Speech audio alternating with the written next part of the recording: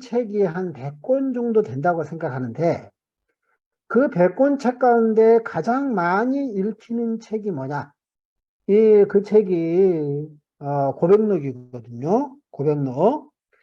어, 음, 그런데 어거스틴 스스로가 그렇게 이야기해요. 내 책 가운데 가장 심혈을 기울인 책이 뭐냐? 그것이 하나님의 도성이다. 이렇게 이야기해요.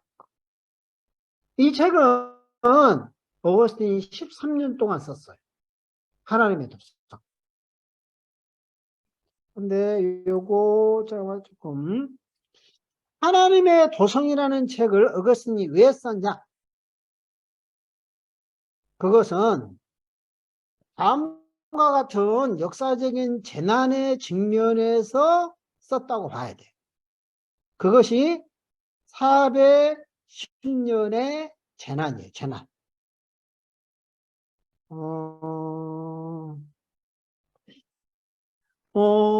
당시에 어거스틴 시대도 그랬거든요.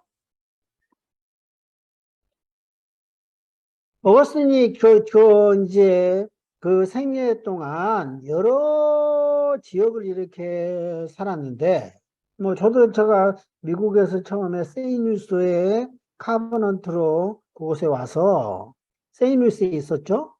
그 다음에 이제 시카고에 가서 있었고, 그 다음에 시카고에 있은 한국에서 이제 박사과정에 들어가고 조금 있다가 한국은 뭐 IMF라고 다 망했다고 막 생각 이럴 때, 그것 때문에 내 아내는 공부를 할 수 있었어요. 그래가지고 이제 미네아폴리스로 갔죠. 나는 이제 뭐 시카고에 있고, 이제 또 이제 집에만 간 격이죠. 그 다음에 이제 저 아내가 이제 10년 공부를 마치고 난 다음에, 그 다음에 로스앤젤레스에 가서 또 1년 동안 살았어요. 그 다음에 또 다시 미네아폴리스에 왔어요.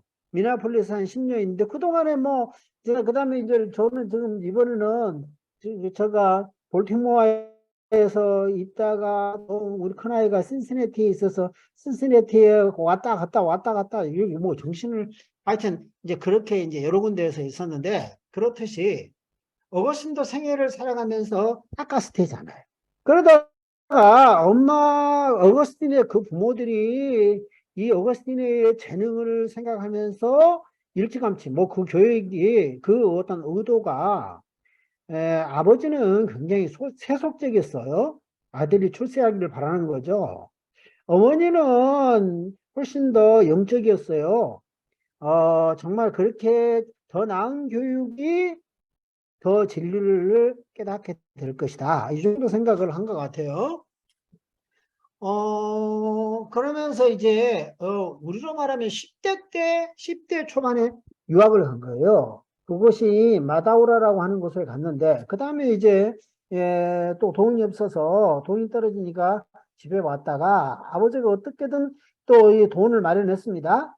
뭐, 하여튼, 그래서 또 교육을 받으러 온 것이 당시에 카르타고에서 어거스틴의 교육이 대부분 이루어졌습니다. 그러면서 이제 그가 어느 정도 이제 공부를 이렇게 하고, 그 다음에 이제 요즘 우리로 말하면 당시에는 교육제도가 충분히 발전하지 않았으니까, 그가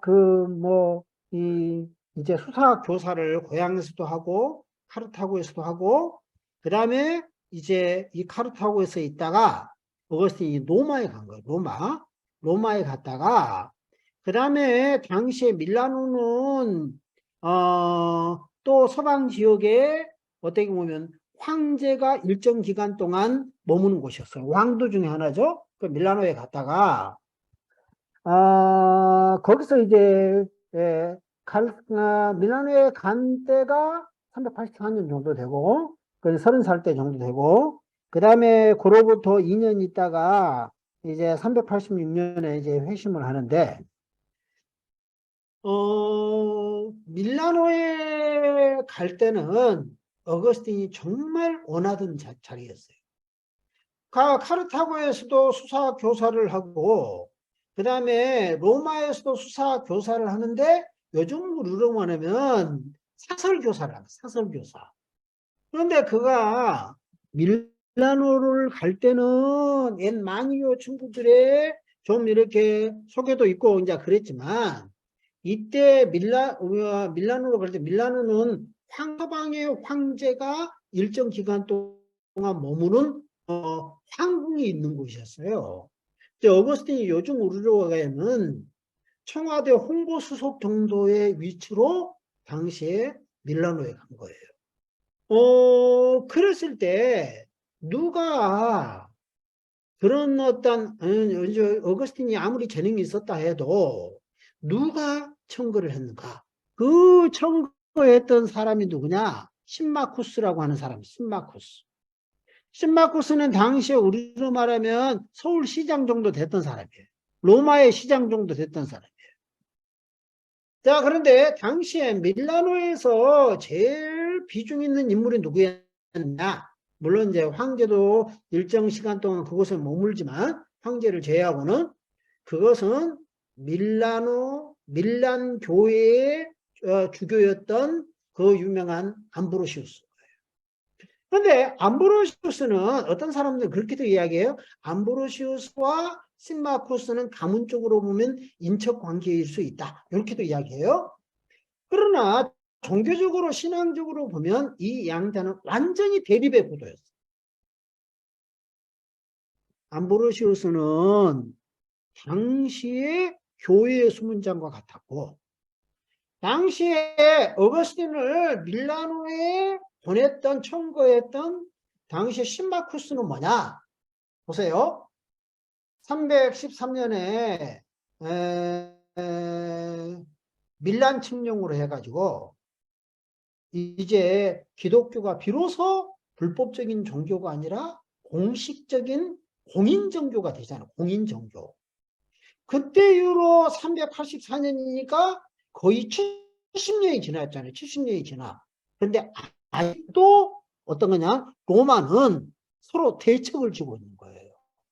로마의 전통적인 어떠한 이교 신앙을 가졌던 사람들하고 쉽게 말해 313년 밀란 칙령이 지나고 그때로부터 거의 70년이 지났는데도 뭐냐? 로마는 무엇이냐? 로마의 귀족들은 로마의 상류층의 귀족들은 이전에 이교 신앙을 굳건하게 지키고 있는 거예요. 한국이 기독교 인구가 뭐 20% 어쩌고 저쩌고 그렇게 이야기를 해도 추석 때 보세요. 추석 때 방송이고 뭐고 기본적으로 다 이건 뭐죠? 우리 자손들의 이건 당연히 우리가 효도하는 방법이다. 이것이 뭐지? 차례를 지내는 거잖아요. 한국에서 그런 식으로 통일된 한국 문화가 우리의 기독교인들이 얼마나 차례에 참여를 하냐 안 하느냐 뭐 문제를 가지고 얼마나 그 예를 끌어요. 그런데 로만 캐토릭은 차례 참여해도 된다. 개신교는 굳건하게 제사에 참여해서는 절대 안 된다. 이게 우리의 입장이잖아요. 당시에 로마가 그랬어요. 로마시를 중심으로 하고 로마시가 본거지예요. 그 다음에 뭐냐? 아직 예를 들어서 밀란 칙령이 일어나고 서방 지역에 이제 기독교가 이제 불법이 아니라 공식적인 종교가 되고 황제의 종교가 돼요. 황제가 기독교인이요. 황제. 콘스탄틴 이후로는 원칙적으로 황제가 다 교회를 다니는 거예요. 그러지만 로마의 전통적인 귀족들은 견고하게 뭐냐? 이교신앙. 언론은 뭐냐? 언론은 당시의 로마의 전통 신앙의 본거지와 같은 거예요. 콘스탄틴이 313년에 밀란 리키니우스와 함께 그 당시에 밀란 칙령을 하고 기독교인 박해를 이제는 철회했죠. 그리고 330년 그때로부터 한 17년 있다가 천도를 하잖아요. 그 천도한 것이 뭐예요? 당시에 지금의 터키의 이스탄불 우리 원어민들 가운데서 터키의 이스탄불을 가보신 분들 계시죠? 네, 터키의 이스탄불. 저는 학교에 있으면서 우리 원어들 인솔하고 또 때로는 교수 세미나로 고생하는데 제가 터키의 이스탄불을 한 2번 정도 가봤어요. 터키의 이스탄불을 가보면 거기 가면 꼭 오늘 우리가 이제 그 아이들이랑 같이 자기 이제 이렇게 같이 이제 졸업여행 같이 이제 가요? 오늘 갔어요. 오늘 가. 가지고 오늘 지금 어디 머무르면 터키 이스탄불에 머무르고 있어요. 근데 그 터키 이스탄불을 가서 그 6시간 자기들이 머문다 그러더라고. 그래서 야, 니네들이 좀 이렇게 좀 젊은 애들답게 좀 트인 사람들이어야 된다. 그럼 뭐냐? 6시간 정도 머무르면 택시를 불러가지고 거기 딱 3시간이면 갔다 올 수 있는 것이 뭐냐? 이스탄불에 가면 3가지를 봐야 된다. 하나, 거기에 가면 성소피아를 봐야 된다. 2번째, 거기 가면 터키의 이스탄불이 터키가 어떻게 돼 있어요? 국토의 90%는 아시아예요. 소아시아 7개 다 그거 소아시아 지역에 있잖아요. 아시아 다 터키 중심이에요. 그런데 국토의 1%가 유럽에 있죠. 그 유럽이 뭐예요? 이스탄불이 정확하게 한강이 당시에 강남과 강북을 가르듯이 딱 이렇게 딱 그런 식으로 흐르고 있는 것이 뭐냐? 저 위로는 흑해. 그 이스탄불 시내를 딱 관통하는 것은 뭐냐? 아드리안 해. 그리고 그 아드리안 해가 나중에 어디로 이어집니까? 그것이 지중해로 들어가는 거예요. 국토의 그거 1%. 1%가 유럽에 속하는 거예요. 그 1%를 잡고 터키 그 지도자들이 어떻게 하냐? EU에 들어가려고 그래요. 옛날에 전통적으로는 유럽은 어떻게 뭐냐? EU에서는 터키는 EU는 기본적으로 기독교 문명권이냐? 어디 이게 그 터키 뭐냐? 이슬람 문명권이 들어오냐? 구박을 했는데 지금은 달라요. 온 세계가 지금 문명의 충돌과 같잖아요. 기독교 문명권, 그 다음에 이슬람 문명권 충돌과 같잖아요. 그러니까 이제 이후의 지도자들이 생각했는 지도자들은 뭐냐? 터키를 받아들임으로써 이슬람 문명권하고 긴장 관계를 완화시키려고 그러는 거예요. 당시에 바로 이스탄불에 2번을 가보면서 옛날에는 그곳이 콘스탄티노플이에요. 콘스탄티노플. 옛날 이름은 비잔티움이고, 그 다음에 콘스탄틴이 수도를 당시 로마에서 그 비잔티움으로 천도를 하고, 콘스탄틴의 도시라고 하는 의미에서 콘스탄티노플이라고 불렀고, 오늘날 현대 이름은 뭐냐? 그것이 바로 이스탄불이라고 부르는 거예요. 자, 그런데 콘스탄틴이 천도를 하는 이유 중에도 뭐냐? 콘스탄틴은 하나의 제국이 영원하기 위해서는 어떻게 하냐? 이것은 로마의 기존 이데올로기 말로는 부족하다고 생각합니다. 여러분 보세요. 기독교의 종교가 우리에게 강조하는 것은 뭐예요? 영원이라고 하는 것이죠. 영원. 제국이 영원하기 위해서는 기독교의 하나님께서 우리에게 뭐라고 합니까? 우리의 일시적이고 찰나적인 우리에게 영생을 약속하셨죠. 우리가 믿는 하나님이 무엇입니까? 영원하신 분이잖아요. 그러면서 우리도 무엇입니까? 하나님의 형상으로 지었고 우리에 대한 하나님의 약속이 너희에게 영생을 주노니. 이게 하나님의 약속이잖아요.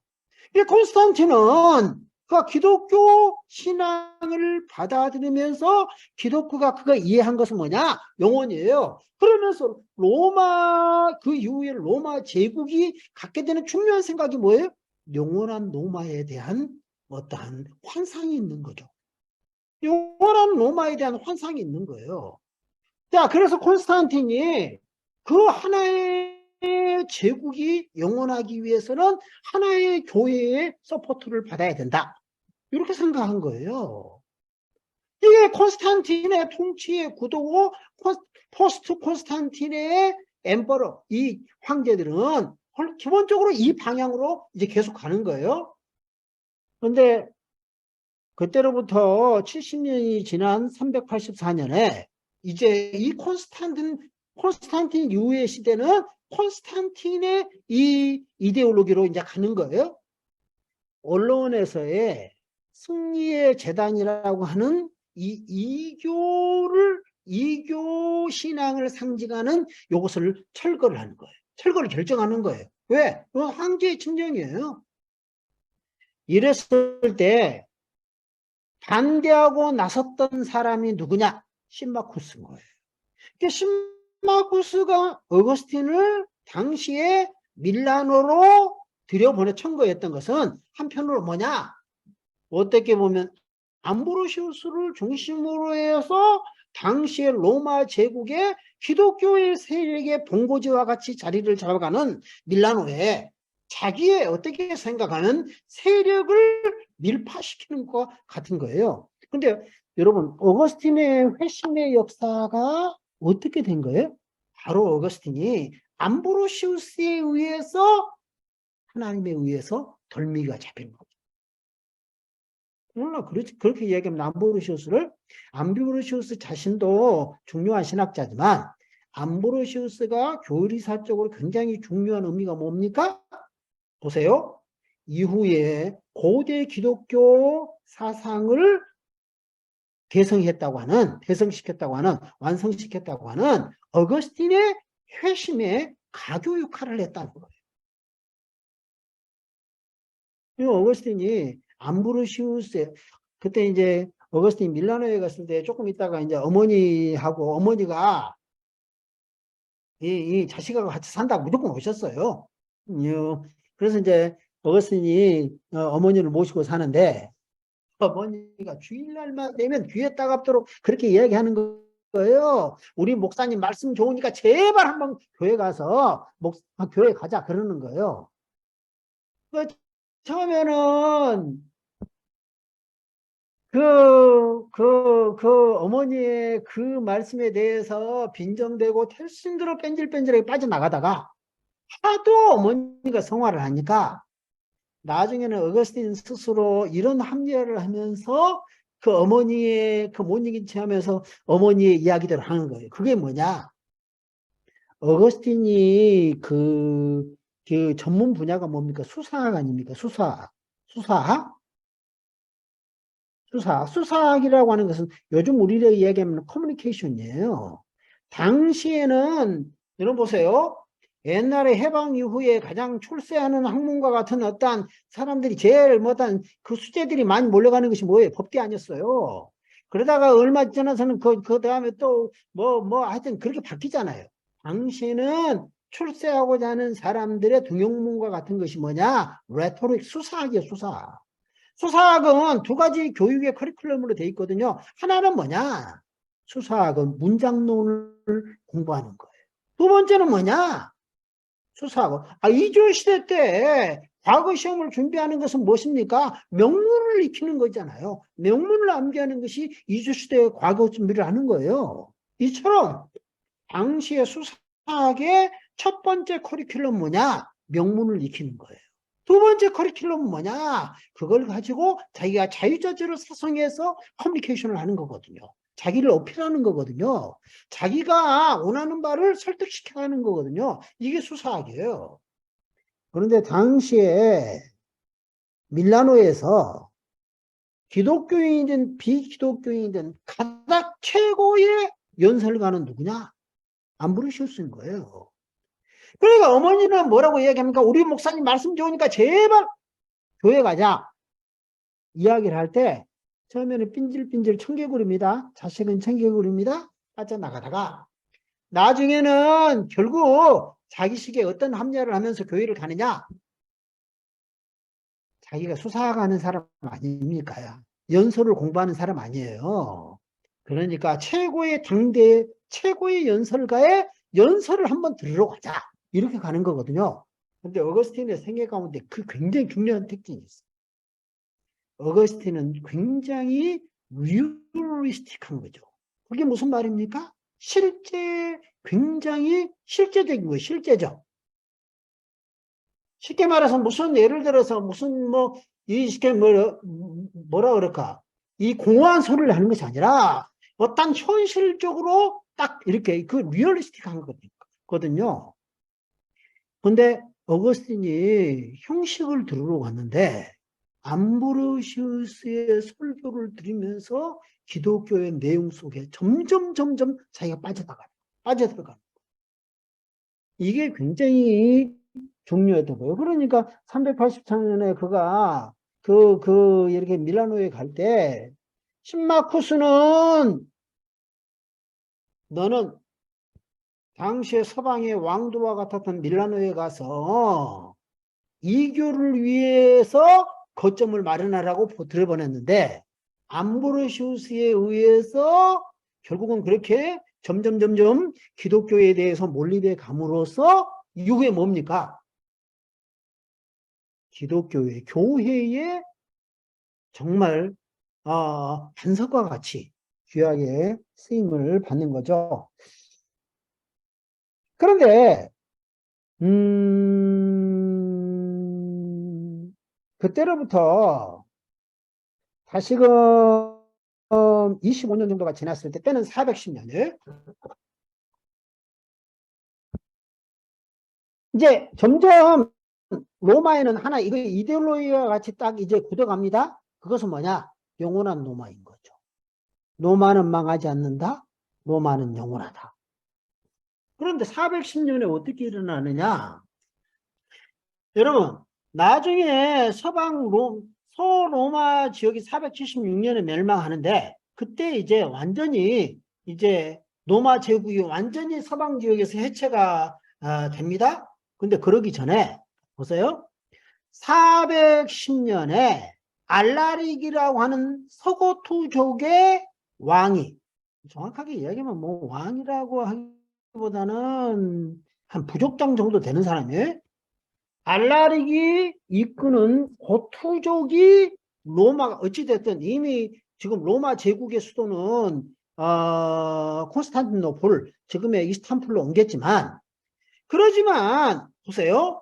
로마 제국이 발원했고 아직도 언론이 있고 그 대단히 중요한 것, 그것이 로마시잖아요. 로마가 발원했던 로마시가 당시에 그 로마는 고토족과 같은 거, 옛날 우리 시기의 이야기면 이거 완전 오랑캐들입니다. 오랑캐들. 알라릭이 이끄는 고투족, 정확하게는 서고투족이 로마시를 점령해서 3일 동안 완전 유린을 한 거예요. 이건 뭐라고 이야기하면, 옛날 여러분 당시에 미 국방성이 펜타곤이 하루 종일 불탔죠. 이거 그 유명한 9.11 테러 아닙니까? 미국의 쌍둥이 건물, 맨하탄에 있던 쌍둥이 건물, 미국의 부의 상징과 같았던 올드 트레이드 센터가 완전히 폭파되어 버렸잖아요. 무너져 내렸잖아요. 이게 9.11 사건인데, 이 9.11 사건과 같은 것이죠. 당시에 부시는 9.11 사건을 겪으면서 그 충격으로 당시 이라크를 침공한 거잖아요. 마찬가지로 이 410년의 재난, 요것은 로마는 영원하다고 하는 당시의 로마 시민들, 제국의 시민들에게 말할 수 없는 충격을 준 거예요. 여기에 대해서 나중에 이 동기에 대해서 어거스틴이 이제 430년에 세상을 떠나는데, 세상을 떠나기 한 3, 4년 전에 자기가 일생 동안 썼던 책들, 가장 중요한 책이 그 하나님의 도성이라고 그러잖아요. The Sweet That Day, 영어로는 City of God. 바로 이 책에 대해서도 당연히 자기가 코멘트를 했을 거 아니에요. 이제 라트레타티오네스, 이거 라틴어로는 이거 영어로 이야기하면 우리말로 하면 제고록이라는 말이에요. 제고록. 이탈리아를 탈출해서 북아프리카로 몰려옵니다. 이러면서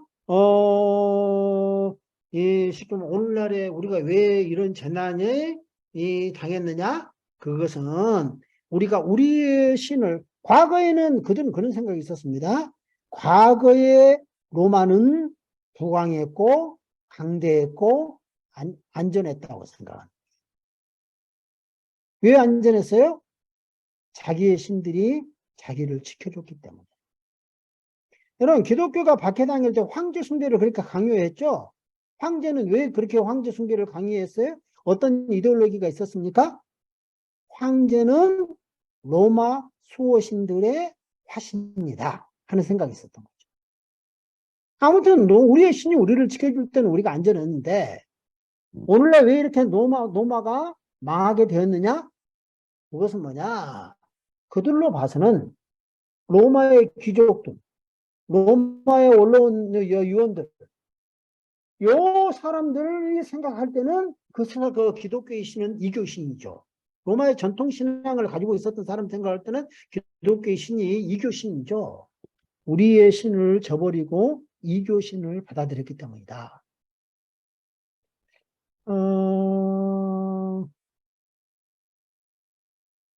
당시에 이 일이 있었을 때 봐보세요.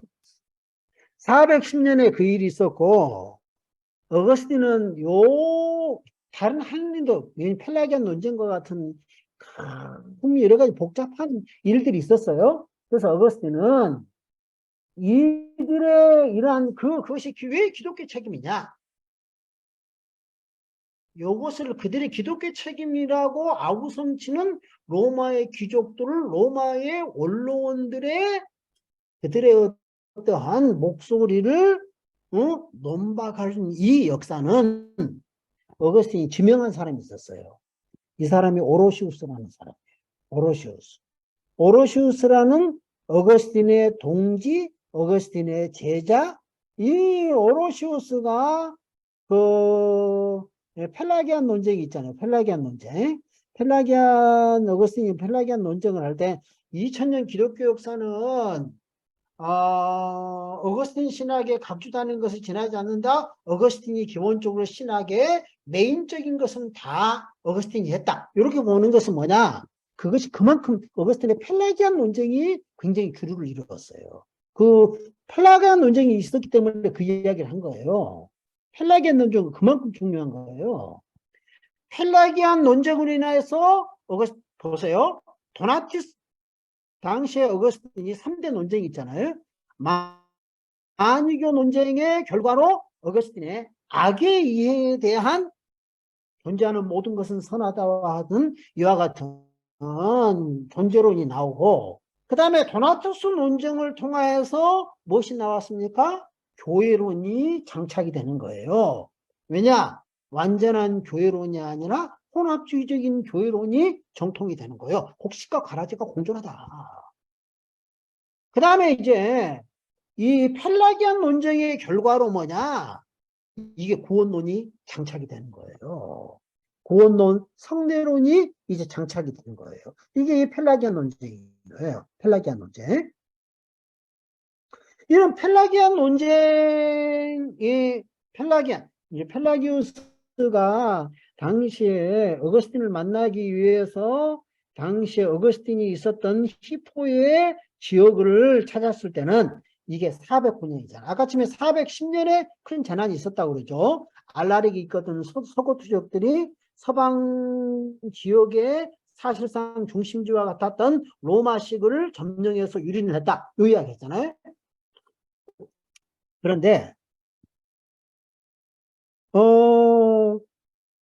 당시에 펠라기우스가 본래는 로마 지역에서 활동을 했는데 이 로마시를 떠나서 당시 북아프리카 지역으로 건너왔을 때는 410년보다 1년이 앞선 409년이라고 생각해요.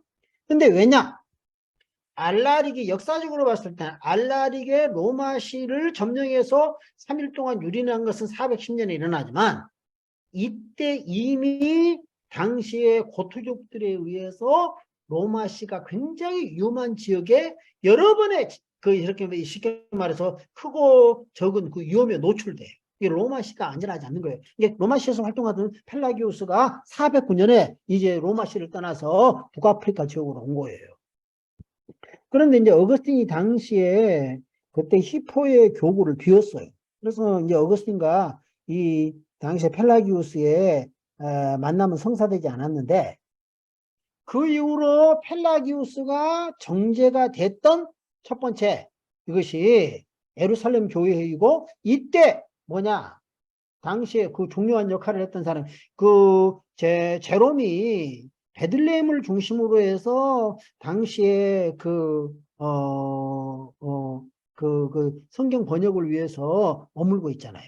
제롬한테 이 제롬이 펠라기우스의 신학 사상이 위험하다는 것을 알아요. 그리고 제롬의 또 영향을 받고 어거스틴으로부터 보냄을 받았던 사람이 누구냐? 오로시우스예요. 오로시우스. 오로시 나중에, 그런데 이 예루살렘 교회, 이 당시 팔레스타인 지역의 교회 회의가 충분하지 않았어요. 그래서 다시금 나중에 이제 펠라기우스가 416년에 카르타고 지역으로 다시 왔을 때, 이때 쫓아와서 했던 사람이 오로시우스예요. 그래서 이 어거스틴은 이 오로시우스가 당시에 이교도들의 책임 논쟁에 대해서 반박해 주길 바라요. 그래서 실제로 오레시우스는 이교도들에 대한 7권의 역사서, 이교도 논박에 관한 7권의 책을 썼어요. 물론 이제 그것은 오늘날 우리식으로 이야기하면 1권, 2권, 3권, 4권, 5권, 6권, 7권 이러지만 뭐 한 질이라기보다도 요즘 우리로 말하면 한 권의 책 정도로 생각하면 좋겠어요. 그런데 어찌됐든 오로시우스의 이 책은 기독교 교도로서 세계사를 쓴 어떠한 이 최초의 그러한 책 정도다. 이렇게 굉장히 높은 평가를 받은 거예요. 그러나 이교도들을 논박하는 것으로는 충분치 않았다. 여기에서 그는 그리스도교가 등장하기 전에도 인류에게 닥쳤던 재난들을 논하면서 당시에 로마 제국이 기독교로 개종했기 때문에 재난을 당했다고 하는 이교도들의 그런 이교도 귀족들의 주장을 반박했다. 그러나 이것 정도로 해가지고 충분하지 않았던 거예요.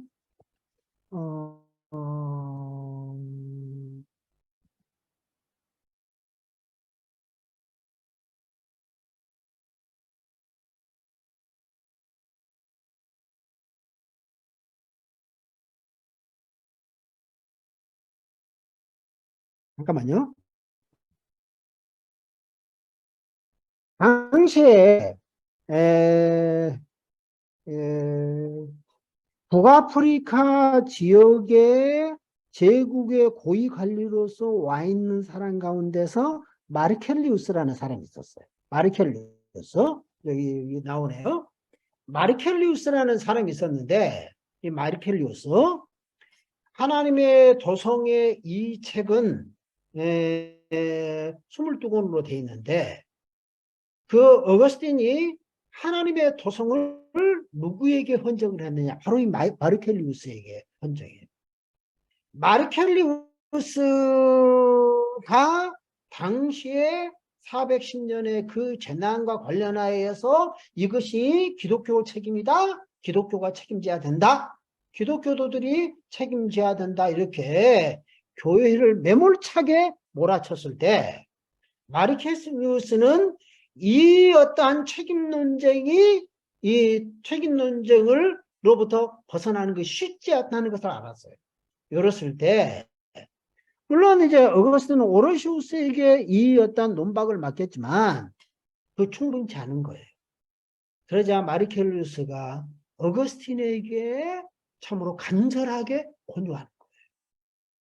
어거스틴의 친구이자 제국의 그리스도인 행정 담당관이었던 마르켈리우스는 이교도들을 이해하고 이해할 수 있는 말로서 그들을 논박하고 대항할 수 있는 인물은 어거스틴 외에는 없다.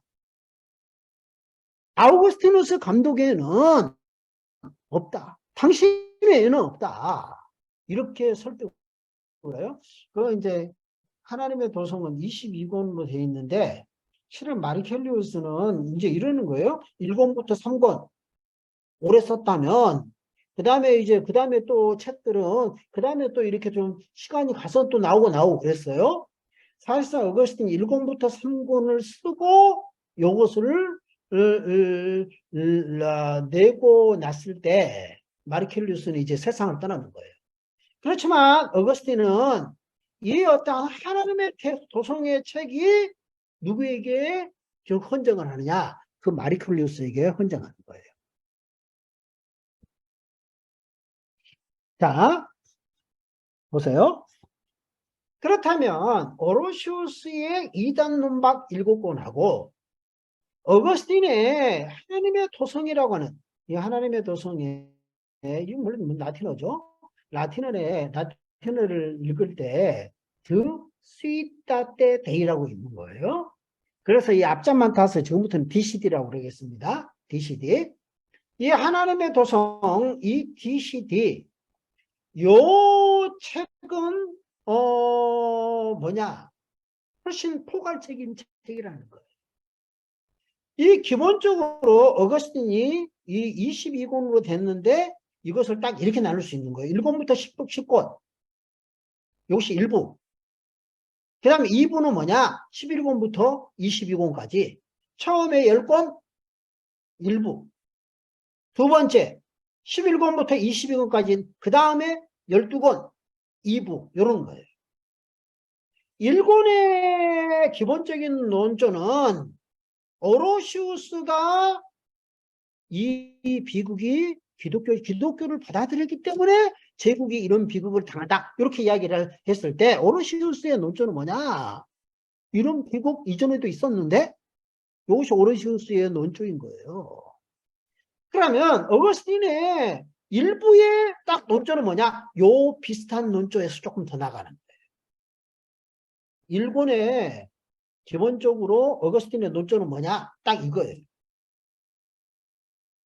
일부의 논조는 딱 이거예요.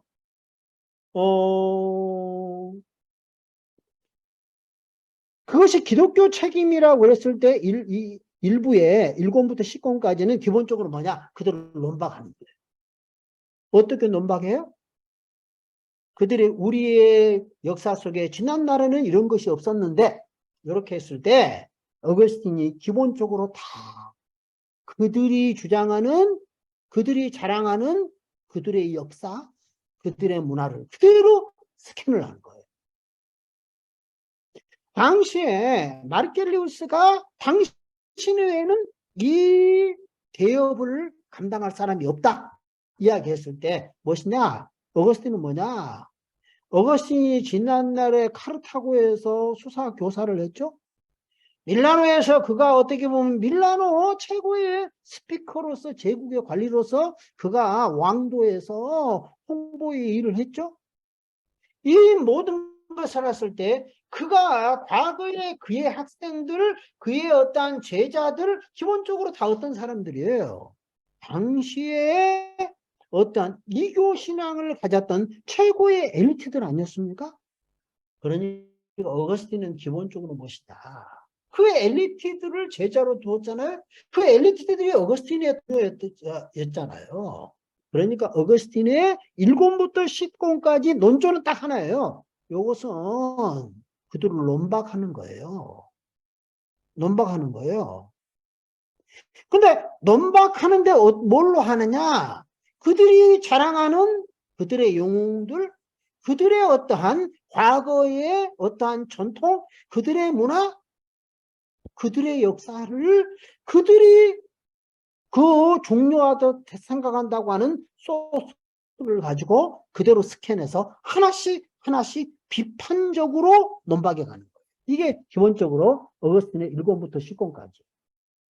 그러면 보세요. 여기서 이제 물론 이제 이렇게 이야기할 수 있습니다.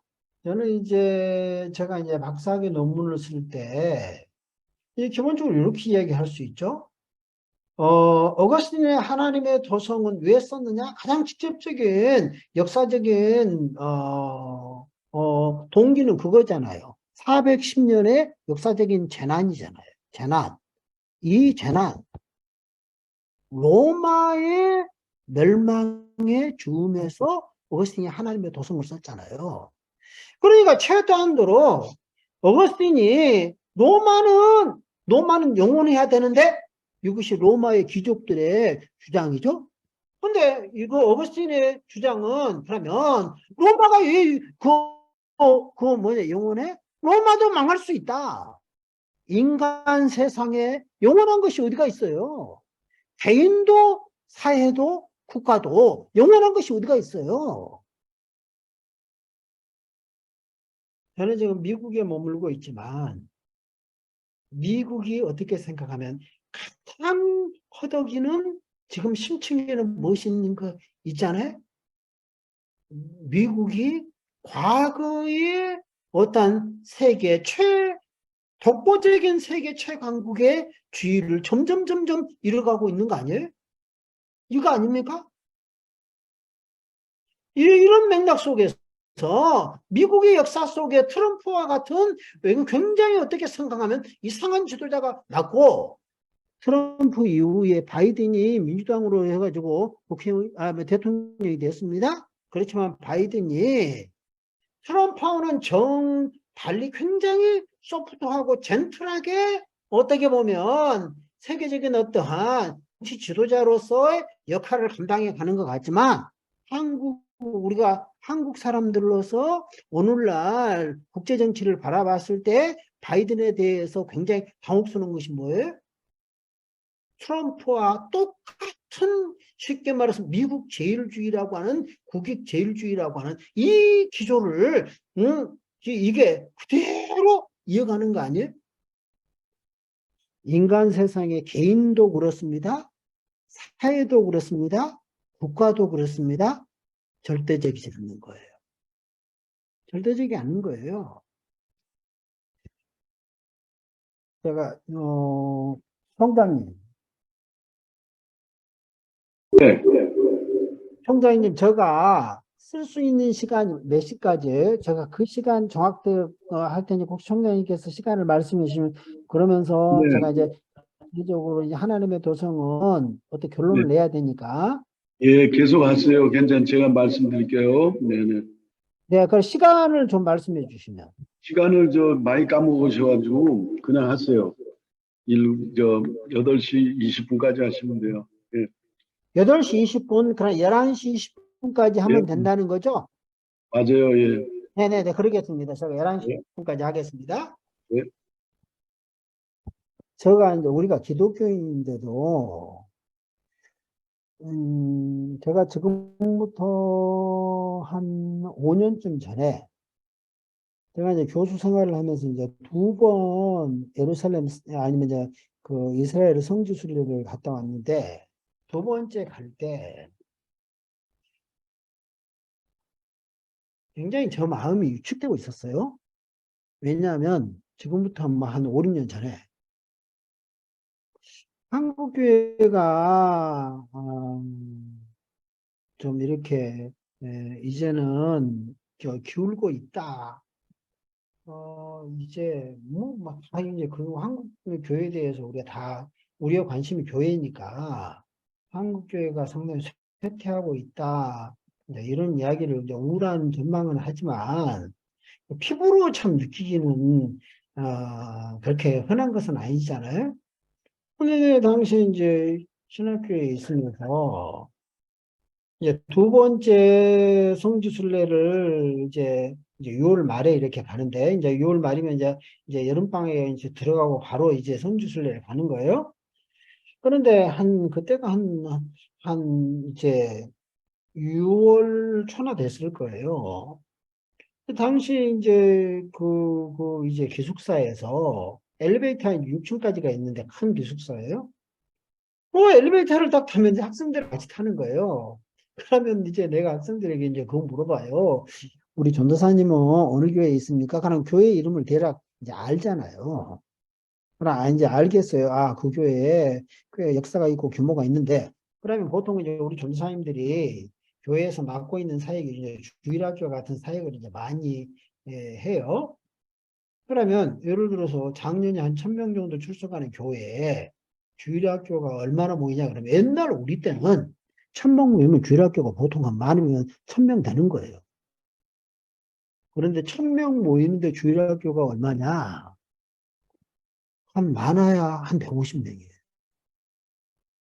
그것은 지금 교회가 급격하게 쇠퇴하고 있다고 하는 결정적인 증거잖아요. 당시에, 그리고 이제 그때 이제 좋지 않은 일도 있었어요. 그 지금은 코로나지만 그때 당시에는 메르스라고 하는 게 있어요. 메르스는 굉장히 치사율이 높았잖아요. 그 메르스가 그 메르스의 발원지가 중동이잖아요. 중동. 중동 특별히 베두인족이었다고 생각합니다. 당시에 그 이스라엘 근처에 있는 그 목축을 주로 하는 사람들이 베두인족이잖아요.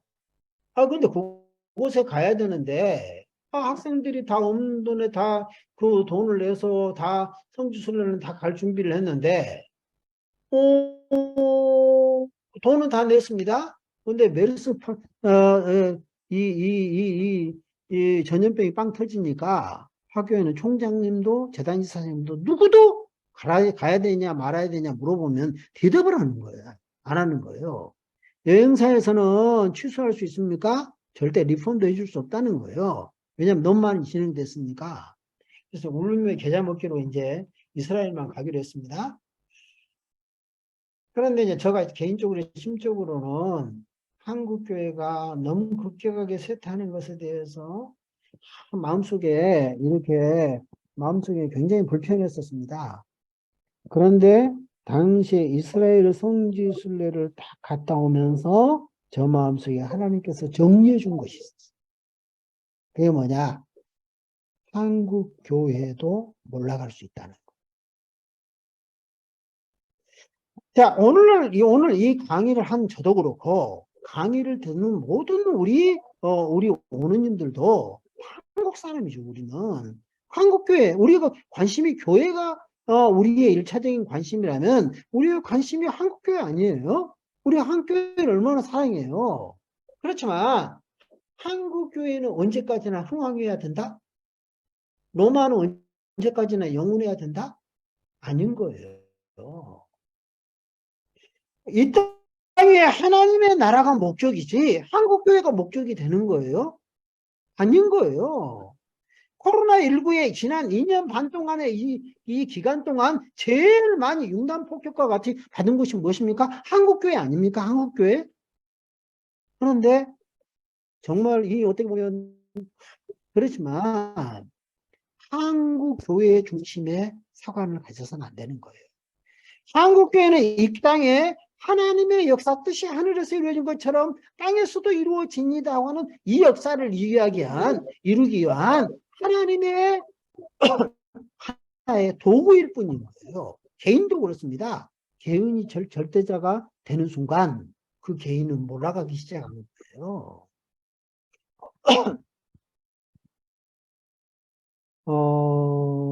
당시에 그래서 저는 제가 박사학위 논문을 쓰면서 핵심적인 주장하는 바가 그랬습니다.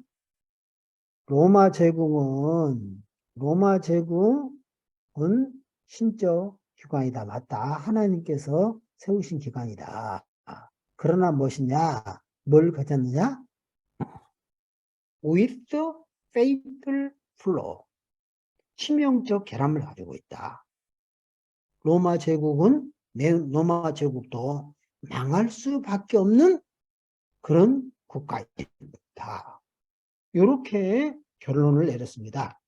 자, 그렇다면, 자, 1권부터 10권까지 가운데서, 그러면, 1권부터 10권까지는 로마, 이제 그 논박하는 것입니다. 네거티브한, 이제 논박을 하는 것입니다. 그러면 여기서,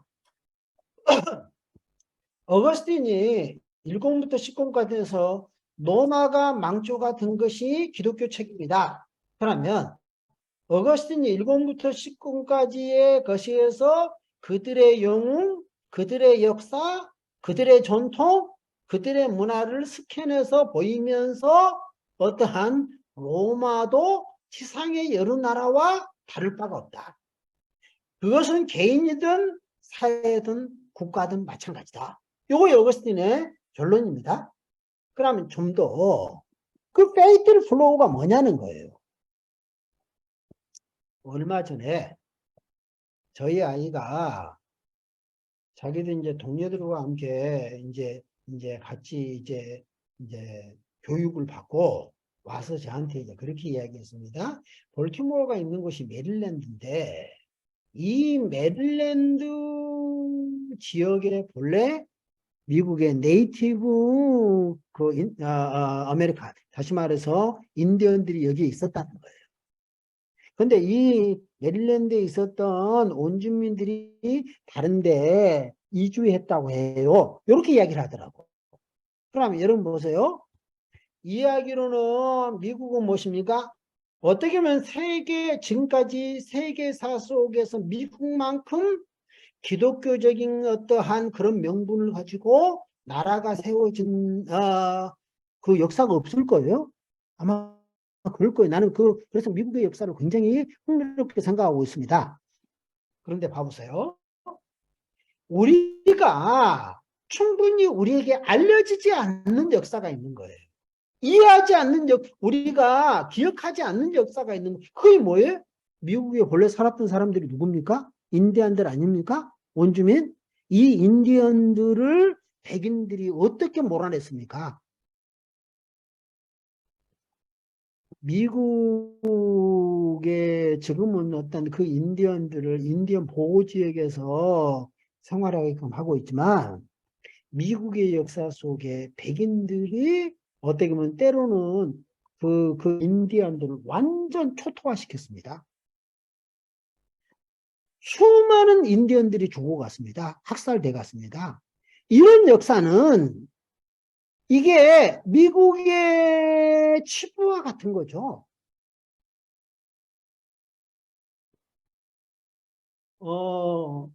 이제 어거스틴이 로마의 지식인들이 자랑하는 그런 자랑스러워하는 영웅들 어떠한 역사 문화를 스캔해 가면서 이런 치부를 들추거니와 이제 좀 더 어거스틴이 딱 맥을 짚었던 것을 하나 말씀드리겠습니다. 로마인들은 전통적으로 어떻게 생각했습니까? 로마인들은 정의롭다는 생각이 있었습니다. 그래서 인류의 역사 속에 로마가 남긴 유산이 뭐냐? 법치주의 전통입니다. 여러분, 인류의 법치주의의 근간이 되는 덕목이 뭡니까? 그것이 정의 아니에요. 정의. 로마인들은 정의롭다고 하는 생각이 있었습니다. 그리고 이 로마인들이 정의롭다고 자기들은 정의로운 사람들이라고 생각하고 발전시킨 인류의 역사 속에 사회의 어떤 통치의 방식이 뭐냐? 그게 법치주의인 거예요. 자, 그러는데 이 정의에 있어서 아리스토텔레스 이후로 가장 저스티스의 정의, 데피니션이 있는 거예요. 그게 뭐냐? 모든 사람들에게 제 몫을 주는 것. 이게 정의예요. 정의의 가장 근본적인 이게 데피니션인 거예요. 정의인 거예요. 정의의 정의. 정의라고 하는 것은 앞에 정의라고 하는 것은 저스티스를 이야기합니다. 뒤에 정의라고 하는 것은 그것에 대해서 정의는 이런 것이다. 이런 정의를 내는 거예요. 그런데 보세요. 그러면 로마는 왜 멸망했느냐? 결과적으로 정의가 없었기 때문에 멸망했다. 이런 이야기가 되는 거예요. 그러면 자, 모든 이들에게 제 몫을 돌려준다. 이렇게 생각하면 돼요. 자, 옛날에 가난할 때 어머니께서 밥을 지었습니다. 그러면 다 보리쌀인데 그 중에 쌀을 조금 넣습니다. 그러면 맨 처음에 딱 밥을 푸셔서 누구부터 드리는 거예요? 아버지부터 드리는 거죠. 그러나 모든 이들에게 제 몫을 돌려주는 것이라고 했을 때 로마인들이 제 몫을 가장 먼저 드릴 분은 누구예요? 그분이 하나님이죠. 이 세상에 살아가는 인간이 하나님 앞에 하나님께 이렇게 하나님의 몫을 돌려주는 형식을 우린 기독교인들은 뭐라고 이야기합니까? 그것이 예배인 거죠. 로마는 왜 멸망했느냐? 가장 근원적인 로마가 멸망할 수밖에 없는 치명적인 결함이 뭐냐? 313년 밀란 칙령 이후인데도 불구하고 로마는 왜 멸망했느냐? 그럼에도 불구하고 참된 예배가 결여되어 있기 때문에 멸망했다. 자, 이제 저에게 주어진 한 15분 정도 시간에 이번에는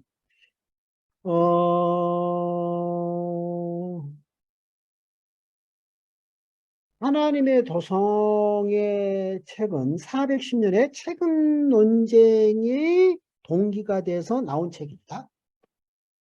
그런데 하나님의 도성은 410년의 책임 논쟁에 대한 책임 논쟁을 그 이교도들의 책임 주장을 기독교 책임이라고 이렇게 덮어씌우는 것에 대해서 논박 이상의 책이다. 그건 뭐냐? 보세요. 이렇게 생각하면 됩니다.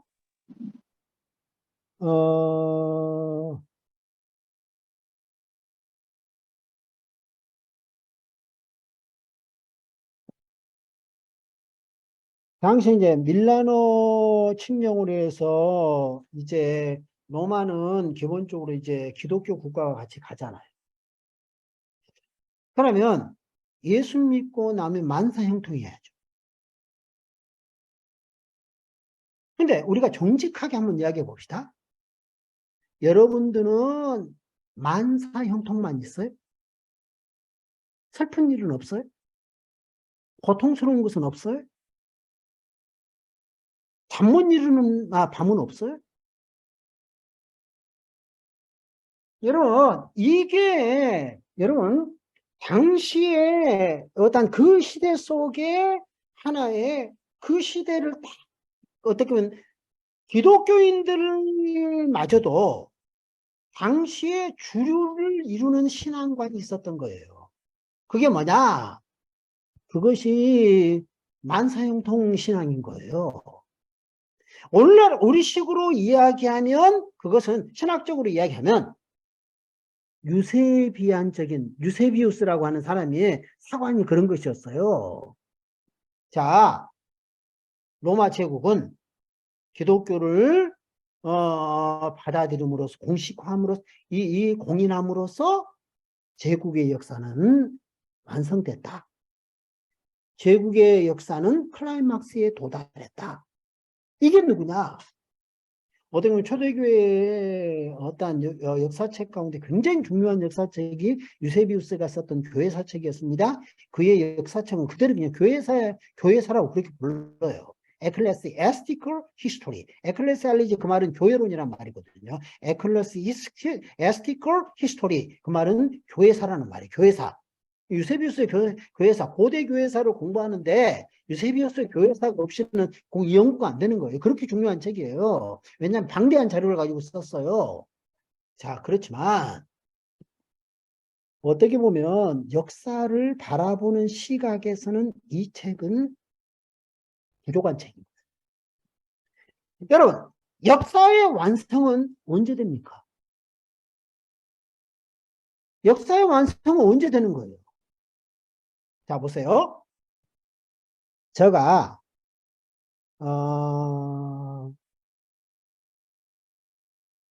지금부터 한 3, 4년쯤 전이에요.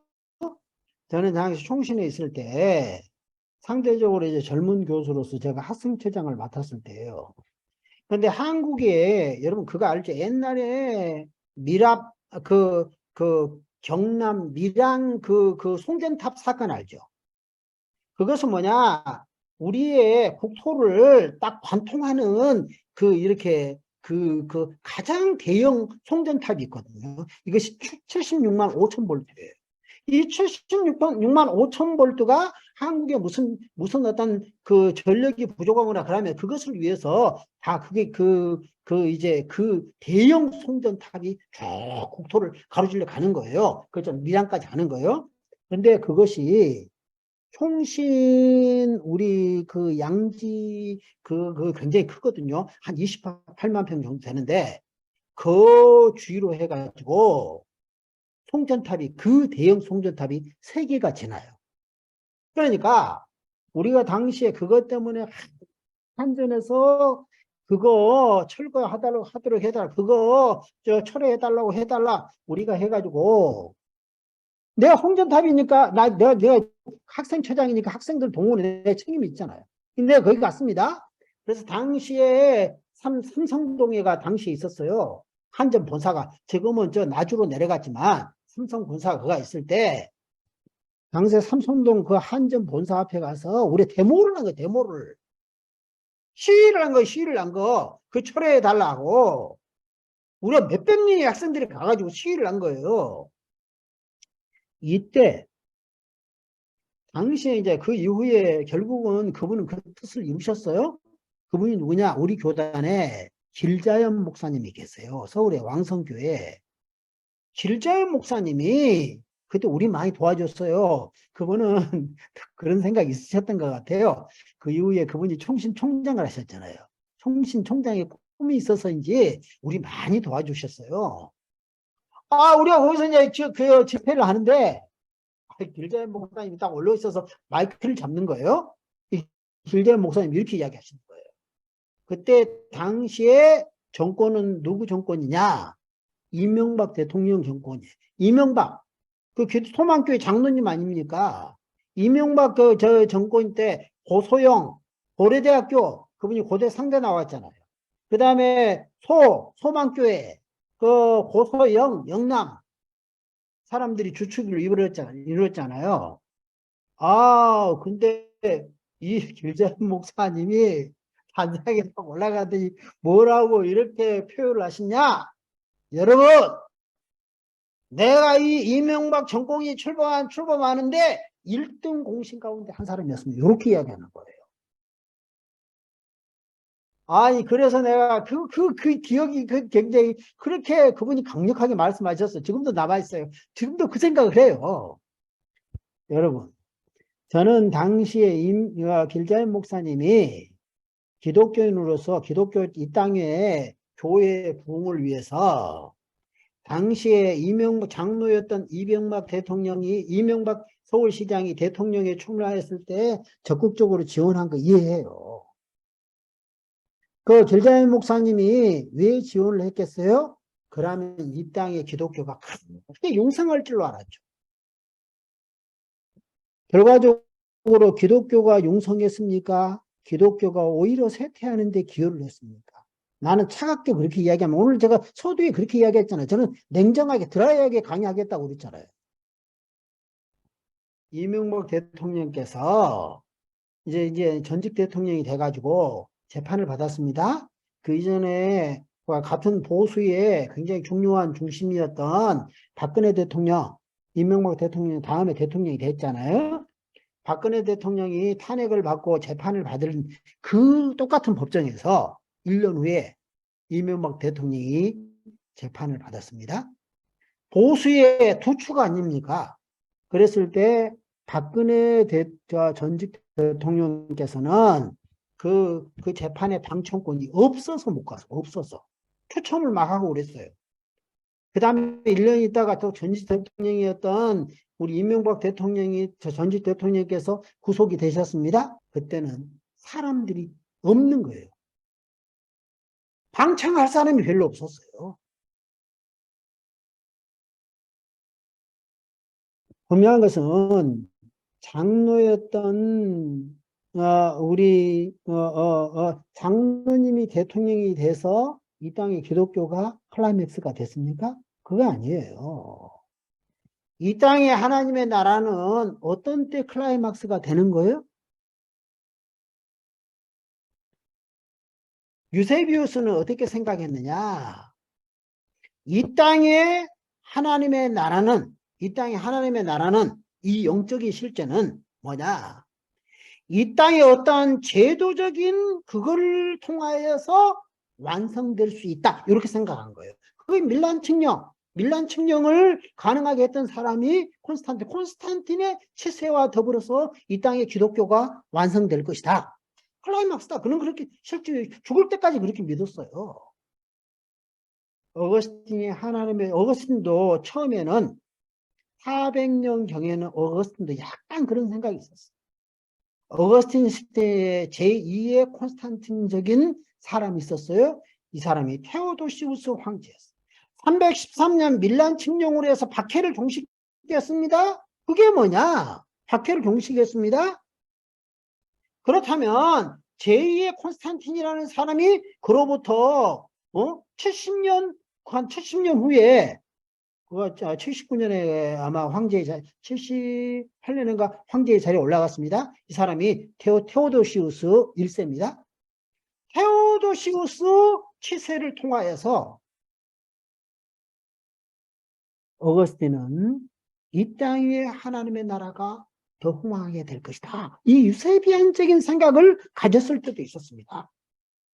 그렇지만 그가 410년에 이 로마가 겪었던 역사적인 재난을 겪어가면서 어거스틴은 어떻게 생각하냐?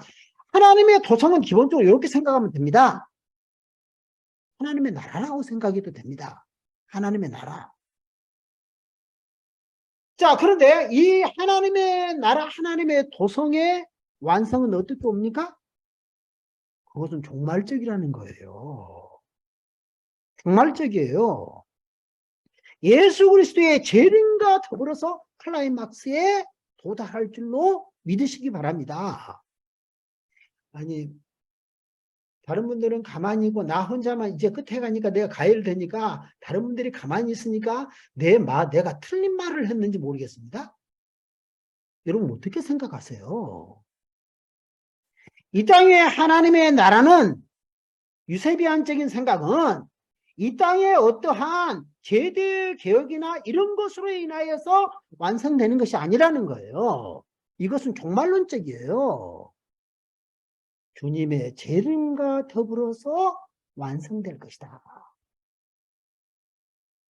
이것이 어거스틴이 하나님의 도성에서 했는데 이 이제 하나님의 도성 2부에서 주장하는 바입니다.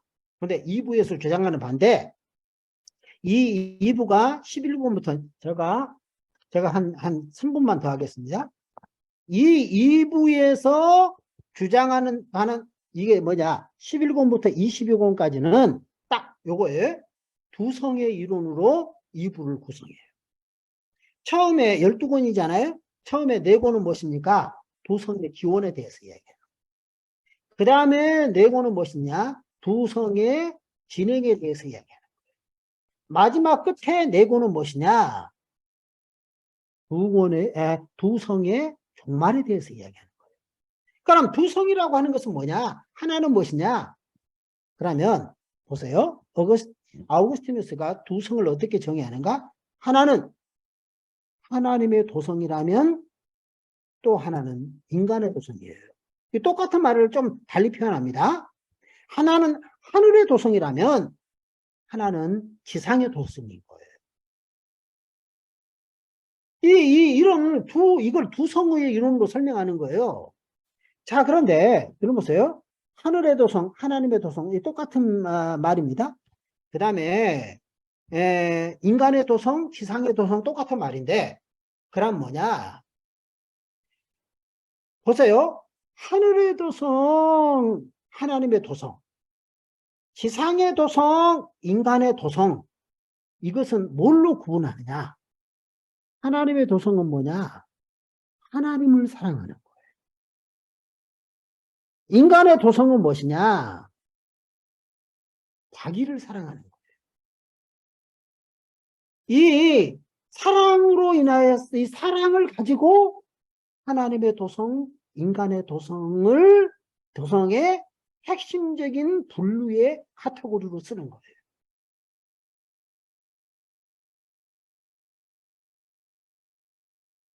이게 아우구스티누스가 설명했던 핵심적인 거예요. 그리고 보세요. 저는 이렇게 생각해요. 본래 하나님께서 인간을 창조하실 때의 목적은 인간을 하나님의 형상으로 지음을 받았고, 그리고 하나님과 더불어서 우리가 교제하며 우리가 점점 하나님의 형상을 닮아가죠. 죄가 들어오기 전에는. 원래 하나님의 의도는 하늘의 도성, 하나님의 토성만이 이 하나님이 창조한 거예요. 그러나 죄가 들어옴으로 무엇이냐? 인간은 예수님께서 죄악된 세상의 마지막 끝판과 같은 모습에 반드시 들어가는 두 현상을 여러분은 뭐라고 생각해요? 하나는 자기를 사랑하며 돈을 사랑하는 거예요. 자기를 사랑하는 것이라고 하는 것이 지상의 도성, 인간의 도성의 가장 핵심이 되는 본질인 거예요. 자기를 사는 사람이 하나님 대신에 자기의 신으로 삼는 것이 뭐예요? 그것이 소유 돈 아니에요. 아우구스티누스는 하나님의 도성에 보세요. 타락 이후를 살아가는 아담의 타락 이후를 살아가는 인간 어떤 역사 속에서 진정한 하나님의 도성의 창설자는 누구라고 생각하느냐? 이건 보세요. 우리가 아담의 후손들로서 아담의 원죄를 상속받고 살아가는 우리가 죄와 무관하지 않죠. 죄악의 권세하에서 살아가죠. 그런 우리를 회복의 프로그램 속에 넣는 것이 뭐예요? 예수 그리스도의 십자가의 사건 아니에요. 그런 의미에서 진정한 의미에서 하나님의 도성의 창설자는 누구냐? 예수 그리스도라는 거예요.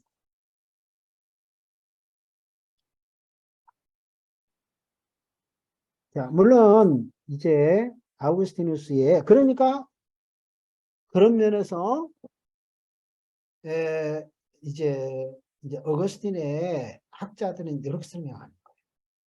하나님의 도성이라고 하는 것은 410년의 로마의 재난과 같은 역사적인 이 사건이 없었어도 이 책은 나왔을 수 있을 것이다.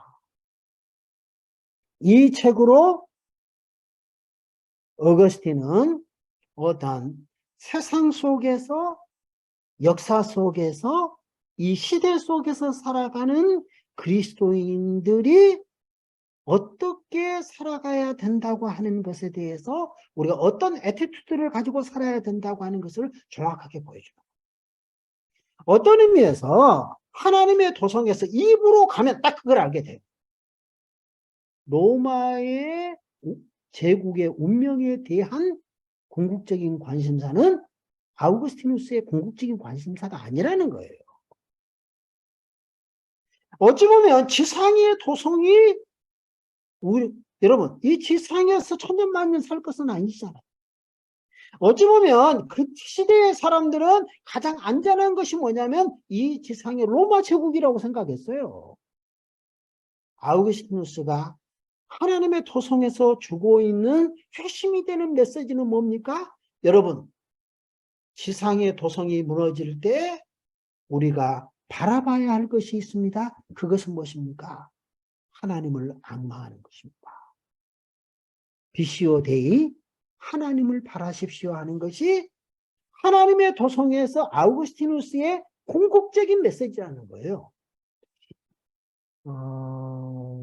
죄송합니다. 오늘 제가 강의를 다 마치고 나서도 좀 개운치 않는 것이 있습니다. 저 때문에 강의가 자꾸 단절돼서 여기까지 제가 강의를 하겠습니다. 감사합니다. 네, 아이고, 감사합니다. 이거를 좀 내려주시고요. 예, 여기 네, 켜주시고, 예. 아이고, 수고하셨습니다. 네, 감사합니다. 교수님, 감사하고요. 혹시 자료가, 네. 우리가 제가 총장님께 이걸 보내드리면 되는 거죠? 네네, PPT도 네네네. 보내주시고 또, 아이고, 참. 예, 하나님 도성이, 예, 아유, 참 굉장히 뭐냐. 깊네요. 깊어, 내용이. 그, 예, 예, 예. 어, 음, 저는 아까 전에 이제 그 요 이야기만 한 가지, 이제 1분만 디펜스 하겠습니다. 예, 저는 한국 교회가 하나님 나라의 궁극적인 목적은 아니라고 생각합니다. 음, 하나님 나라의 궁극적인 목적은 하나님의 영광입니다. 음, 하나님의 영광을 위해서라면 음, 한국 교회도 몰락할 수 있습니다. 그러면 우리는 어떻게 해요? 음, 여러분, 우리 모두에게 주께서 약속하신 바가 있습니다. 그것은 하나님을 앙망하는 자들은 결코 망하지 않는다는 것입니다. 아멘. 아멘. 여러분, 나는 지금도 우리가 이 생각을, 지금은 안 된다는 생각이 교회사 쪽으로 짓누르고 있습니다. 음, 지금 기독교의 세태다. 이거 한국만 아닙니다. 전 세계적으로 기독교의 세태다. 음, 그렇지만 음, 나는 주께서 된다고 약속하신 것이 있다고 생각합니다. 그것은 뭐냐? 복음은 된다는 것입니다.